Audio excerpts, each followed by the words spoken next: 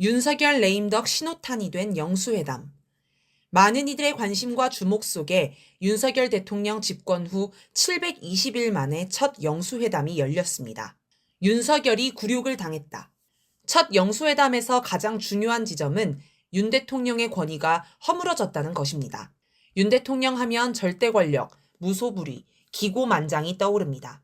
대선 시기 기차에 앉아 맞은편 의자에 구둣발을 올려놓은 모습에서 바이든을 날리면이라고 우기는 모습에서 정권을 찬양하지 않는 방송사를 억압하는 모습에서 여당인 국힘당을 쥐락펴락하는 모습에서 화물연대와 건설노조 탄압 광풍을 일으키는 모습에서 쓴소리하는 국민을 입틀막하는 모습에서 그 밖의 여러 모습에서 이를 확인할 수 있습니다. 특히 검찰을 앞세워 제1야당 대표를 어떻게든 구속하려고 하면서 피의자라는 이유로 안 만나는 모습은 야당이고 민심이고 다 필요 없고 대화와 협치도 고려 대상이 아니라는 선언이나 마찬가지였습니다. 그런데 결국 총선이 끝나고 영수회담을 했습니다. 만남 자체로 윤 대통령의 절대 권력, 무소불위, 기고만장이 꺾인 것으로 볼 수 있습니다. 회담 자체가 윤 대통령에게는 굴욕이었습니다. 신동욱 국힘당 서울 서초을 당선인은 영수회담을 두고 선거 끝난 직후의 강화도 조약 같은 분위기였다라고 평가했습니다. 강화도 조약은 운요 사건을 계기로 1876년 조선과 일제 사이에 체결된 불평등 조약입니다. 신 당선인은 조선이 일제의 공격에 패배한 뒤 굴욕적인 조약을 체결한 것처럼 총선에서 국힘당이 민주당에 참패한 뒤 굴욕적인 영수회담을 한 것이라는 말을 하고 싶었나 봅니다. 회담 자체도 굴욕이었지만 회담의 내용 역시 윤 대통령의 굴욕으로 가득했습니다. 윤 대통령이 영수회담을 수용할 때는 나름의 생각이 있었을 것입니다. 먼저 영수회담으로 촛불 국민을 분열시키고 패배감을 주어 무기력하게 만들 수 있을 것으로 예상했을 것입니다. 또 영수회담을 하더라도 이 대표를 입틀막하면 될 것으로 생각했을 것입니다. 물론 실제로 입을 틀어막는다는 얘기는 아닙니다. 일단 이 대표와 만나서 악수하고 가볍게 날씨 얘기나 하면서 사진만 잔뜩 찍으면 마치 앞으로 소통과 협치를 신경 쓸 것처럼 자기를 분칠할 수 있습니다. 그런 다음 기자를 내보내고 자기 혼자 떠들면서 시간이나 보내면 그게 곧 실질적인 입틀막인 셈이지요. 그런데 막상 영수회담을 합의하고 추진하자 촛불 국민이 이 대표를 압박하기 시작했습니다. 촛불행동은 13일 민주당 중앙당사 앞에서 기자회견을 열고 이재명 대표가 영수회담 의사를 밝히고 대화와 타협을 언급한 것은 매우 잘못된 것이라고 비판했습니다. 또 20일과 27일에 서울에서 열린 윤석열 퇴진, 김건희 특검 촛불대행진에서도 발언자들이 영수회담 추진을 비판하며 틈을 주면 살아난다, 쉬지 말고 몰아치자라고 주장했습니다. 국민주권당은 27일 영수회담을 전망하면서 이 대표가 고구마 행보를 할 가능성이 높다라고 분석하며 촛불을 들고 민주당을 압박, 견인해야 한다고 주장했습니다. 또 서울 촛불행동은 협치를 강조하며 윤 대통령을 배려하자고 주장한 정성호 민주당 의원을 비판하는 기자회견과 1인 시위를 진행했습니다.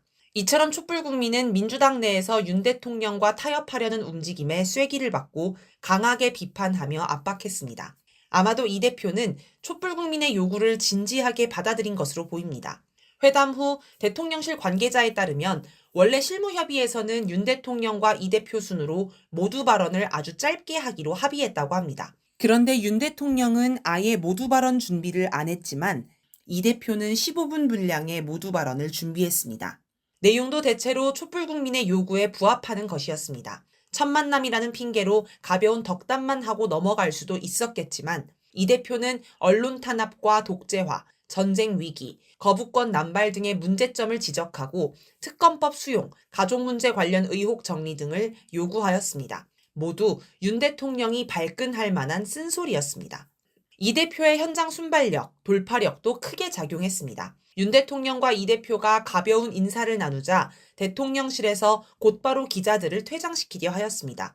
이런 경우 예상 못한 돌발 변수에 당황하여 제대로 대응하지 못하기 쉽습니다. 특히 대통령 앞이라는 분위기에 압도되어 상황에 휩쓸려 버릴 수도 있습니다. 그러나 이 대표는 침착하게 기자들을 멈춰 세운 다음 준비한 모두 발언을 모두 낭독하였습니다. 이렇게 이 대표가 윤 대통령에게 민심을 정확히 전달할 수 있었습니다. 참으로 빛나는 활약이었습니다. 그리고 윤 대통령은 자신의 구상이 모두 파탄나는 굴욕을 당했습니다. 윤석열 권위가 무너진다. 이 대표가 모두 발언할 때 이를 듣고 있던 윤 대통령의 표정이 두고두고 사람들 입에 오르내리고 있습니다.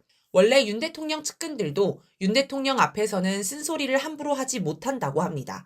4월 26일자 조선일보의 김대중 칼럼에는 용산 쪽에 있었던 사람들의 말을 들어보면 윤 대통령이 너무 독선적이고 독단적이고 자의적인 경우가 종종 있다고 말한다 라는 내용이 나옵니다. 대선 때도 캠프에서 김건희 여사 문제를 꺼낼 때마다 윤 대통령이 발끈하는 바람에 모두 눈치를 봤다는 말이 있었습니다. 그런 윤 대통령이 카메라를 의식해서 묵묵히 이 대표 발언을 들어야 했습니다.